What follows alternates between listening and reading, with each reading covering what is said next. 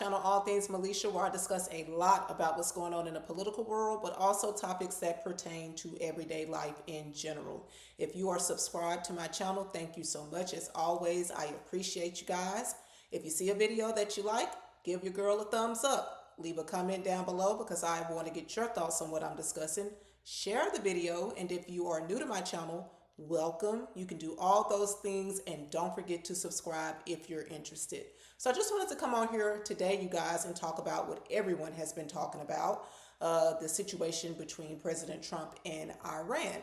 If you've been following political news, you know yesterday on Easter Sunday, our president addressed the nation and recognized the resurrection of our Lord and Savior, Jesus Christ, and then turned around and posted on that same day a threat to Iran and praised Allah at the end of that.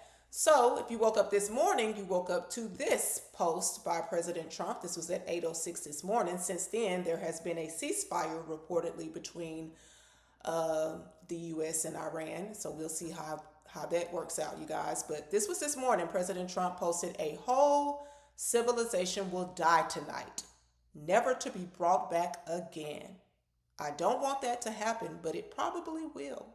However, now that we have complete and total regime change, where different, smarter, and less radicalized minds prevail, maybe something revolutionarily wonderful can happen.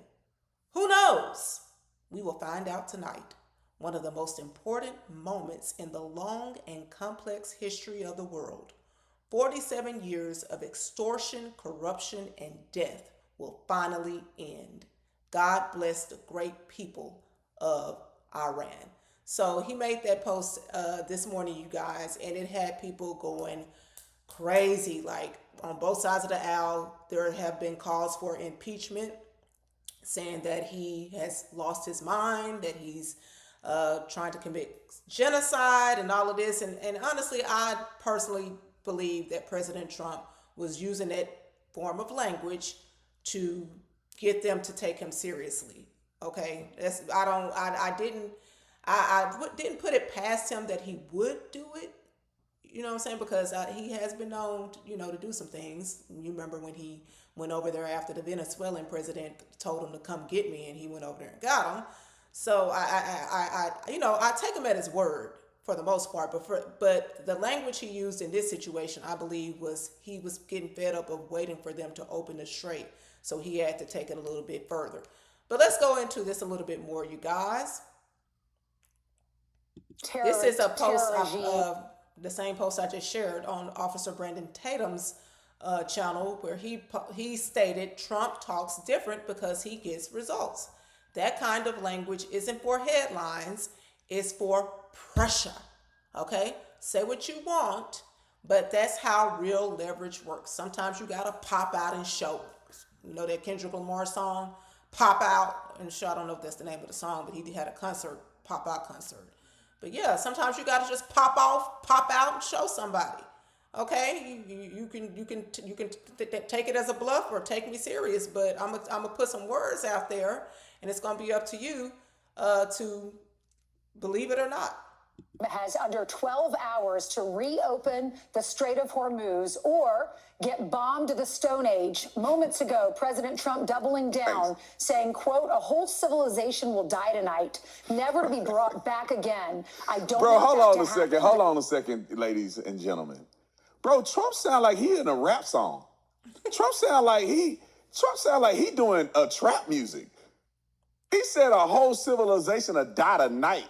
That sound like you put a beat behind that. And quit playing, because y'all like these rappers, they be saying the same thing Trump's saying. Yep, surely do. Y'all be listening to rappers in your car bumping the same thing Trump be saying. Yep. We gonna ride tonight. We gonna do that. Y'all love it. They love it. Trump said you want to get the wuss in you.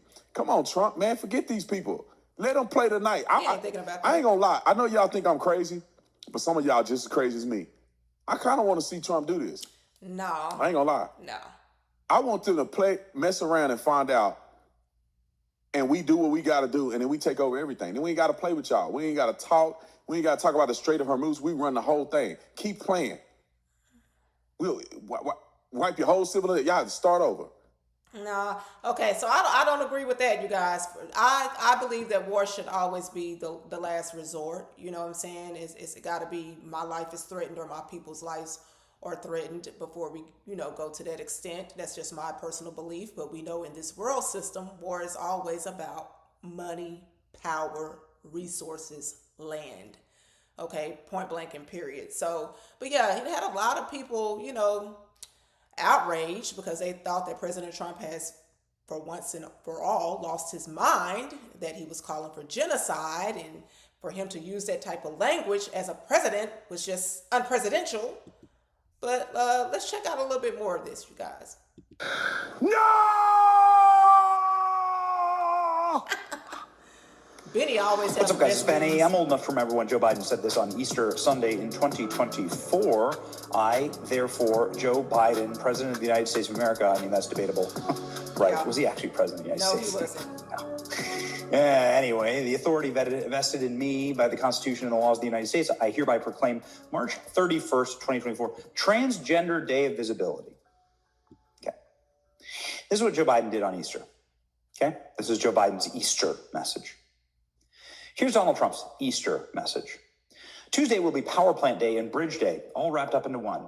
There will be nothing like it. Open the straits, you crazy bastards, or you'll be living in hell. Just watch. Praise be to Allah, President Trump. See the difference? See the slight difference? Yeah. Donald Trump obviously throwing down after the single greatest military raid in U.S. history, CNN losing their minds over this. It is actually hilarious to hear CNN read this tweet live on air. I'll play that for you in just a second. The responses to this have been remarkable, obviously. Yeah, it's interesting, you guys, though, that, a lot of news reporters, that spend a lot of their time lying on a day-to-day basis had trouble or, had a problem or issue with the way that President Trump speaks. Now, Trump is not politically correct. Okay, if you don't know that by now, you never will. Okay, ever since he first announced his run for president, he's come out, he's talked it how he's talk it like he talks it. He doesn't stand up there and yes, we're going to be trying to implement the 5-step program to see if we can. We just need to get this, just get it done. Okay, we don't got time for all of that trying to be poised and dignified when we're trying to get something done. So let's check out a little bit more of this. This is what Tucker Carlson had to say, after Trump dropped the F-bomb on Easter Sunday. And I rock with Tucker, but on this one, I think, in my opinion, he took it a little bit too far. But let's just check it out, you guys. There will be nothing like it. Open the effing straight. How dare you speak that way on Easter morning to the country? Who do you think you are? You're tweeting out the F word on Easter morning? You'll be living in hell, as if hell is a place. Hell is a condition, and this is an example of that condition. Just watch. Praise be to Allah. You're mocking the religion of Iran. Okay, if you seek a religious war, that's a good idea. The message of all faith at the biggest picture level is the message in our Bible, which is you are not God. And only if you think you are do you talk this way. This is a mockery not just of Islam, it's a mockery of Christianity. To send out a tweet with the F word on Easter morning promising the murder of civilians and then saying praise be to Allah without explaining any of it, you are mocking me and every other Christian because we're Christians. We can't support that. Okay, Tucker sounded like a real Pharisee right there, in my opinion. Honestly and truthfully, you guys, correct me if I'm wrong, bash me if you want to, I don't care. I identify as being a child of God. I believe in Jesus Christ. I cuss. I have committed fornication. I have done things, and I've tried my best, and I'm still yet trying my best to strive to be more Christ-like. But one thing I believe, and that's just a couple of things among many others that I've done, wrong, according to that good book. But one thing I do believe is that God respects truth. Okay, even in his word, he said that the harlots and the publicans will go in before some of you. So while we're busy trying to judge the way a person talks and stuff like that, we don't know how God is. He looks at the heart for the most part. Is what I'm trying to say. So it's so easy for people to criticize him on Easter Sunday. How dare you say this on Easter Sunday? So it's not okay for him to say it on Easter Sunday, but he can say it every other day. Because this is not his first time dropping an F-bomb, you guys. Okay, and like I said, I'm sure pretty much I would be willing to bet over 70% of Christians have cursed or cursing, or if they not haven't, they have thought about it in their mind. So come on, let's be real. Let's not take it to that extent. But yeah, this is more of what President Trump had to say. Of the crew ejected from the aircraft and landed. We have a plan because of the power of our military, where every bridge in Iran will be decimated by 12 o'clock tomorrow night, where every power plant in Iran will be out of business, burning, exploding, and never to be used again. It will take them 100 years to rebuild. Right now, Wow. if we left today, it would take them 20 years. This first wave of search and rescue forces successful. So now he's talking about when they downed the military craft and one of the pilots or service members was stranded. But yeah, he said it would take 100 years to rebuild and they had it in their power to do it. Let's look at some more of what someone else had to say regarding this threat President Trump made. It says, no matter what happens tonight, Trump is bluffing. What he got there. Let's see what he has to say. Wild for a U.S. president to say a whole civilization will die tonight, never to be brought back again. It's wild because the U.S. can execute on that threat. It's wild because Trump says it probably will. We'll find out tonight. And it's wild because if you take his statement literally, he's talking about committing genocide. So he has to be bluffing, right? Tuesday will be Power Plant Day and Bridge Day all wrapped up in one. Open the effing straight, you crazy bastards, or you'll be living in hell. We have a plan because of the power of our military. I'm sorry, you guys, but that's so funny to me. I don't know. I don't take things all the way seriously. Sometimes I probably should take things more seriously, but that was funny to me. Every bridge in Iran will be decimated, where every power plant in Iran will be out of business, burning, exploding, and never to be used again. That right there, we should all understand as the core of Trump's ultimatum, that what he sees as the death of a whole civilization is not just an attack on any one system. It's the methodical destruction of the connective tissue that links systems, attacking power plants, energy. It's an attack on the fuel that drives everything else. Business, the military, hospitals. Attacking bridges isn't just infrastructure. It's crippling the ability to deliver weapons, medicine, food. When Trump threatens completely obliterating possibly all desalination plants, he's threatening the very drinking water of Iran itself. So this must be a bluff, because the intentional targeting of civilian infrastructure risks being prosecuted as a war crime. We're not concerned about no war crimes. All of the war crimes that have been committed by U.S. presidents, by the U.S. Okay, now they wanted to start talking about war crimes and impeaching him, and it's just a lot of BS, you guys. But I don't think President Trump is bluffing, and if he was bluffing, Iran apparently did not want to find out. So his words worked, at least for now, we know. It just reminds me of this little scene here in this movie, you guys. Step aside, we'll tear you apart. You die first, get it? Your friends might get me in a rush, but not before I make your head into a canoe. You understand me? He's bluffing. Let's rush him. No. He ain't bluffing. You're not as stupid as you look, Now tell him to get back. Go on now, get back. Go on! Billy! He'll kill me. Go on, get back! He ain't bluffing. Yep, that's kind of how Iran felt, when Trump had that, gun up to their head.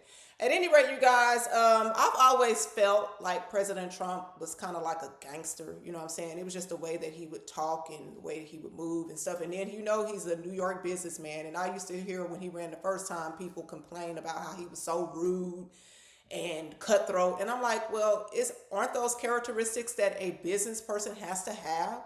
If you're going to be successful, you can't get ran over. You can't be, you know what I'm saying, some like softy. You have to be kind of, aggressive. And so, I mean, and a New York businessman at that. So yeah, I've always felt like he had some type of like mob type, stance about himself. And let's listen to a actual mobster, ex-mobster, give his take on President Trump. I mean, Donald Trump comes to mind right away for me. I mean, this guy's a fucking gangster in disguise.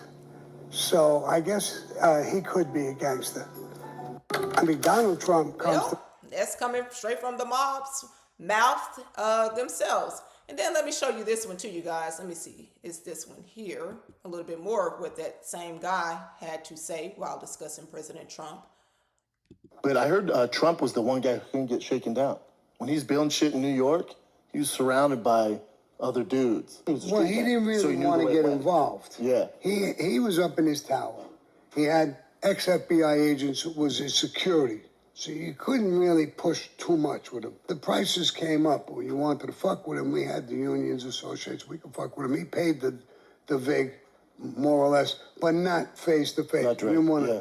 He was pretty smart about it. I was trying to get in his pockets and couldn't get there. And I said, fuck him. Let's keep doing what we're doing. This is too dangerous. He's got FBI wrapped around him. So if we keep pushing, we're going to go to jail. I was street smart because he knew the game. He knew what was going on, and he stayed up, pushed back. He came up in the New York construction business. You got to be a rough fucking dude. You're dealing with the roughest of the rough. You're dealing with criminals. You're dealing with everybody. Right? But I heard Trump was the one guy who couldn't get shaken down. So, I mean, that's my take on it as well, you guys. He came up in New York as a businessman. Okay, he's been around all these corrupt, crooked politicians for years before he even ran for president. So he knew the game before he actually got into the game. Okay, so you have to have some type of thick skin and toughness about yourself to deal with all of these crooks.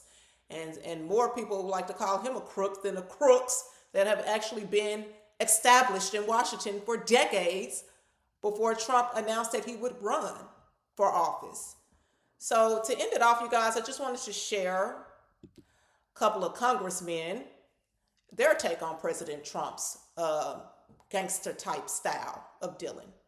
My favorite President Trump story. When we were negotiating with the Taliban, when President Trump was still the president, President Trump wanted to get out of Afghanistan, but he wanted a conditions-based withdrawal. It's President Trump and Mike Pompeo, and they are talking to Taliban leadership in the room, and they had one translator in the room. President Trump looked at the Taliban leader and said this: I want to leave Afghanistan, but it's going to be a conditions-based withdrawal. And he said, if you harm a hair on a single American, I'm going to kill you. And the translator goes, and Trump goes, tell him what I said.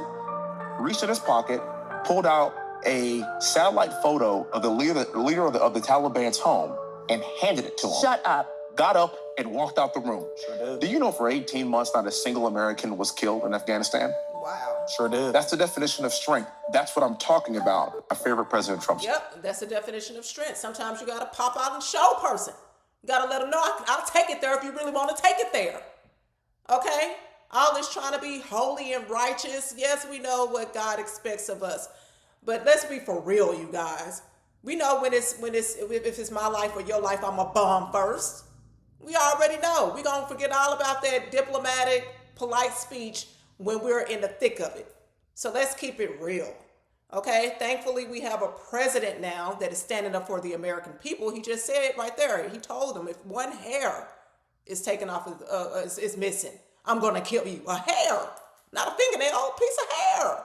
You shed hair every single day. But he told him if one hair is taken off, he's going to kill him.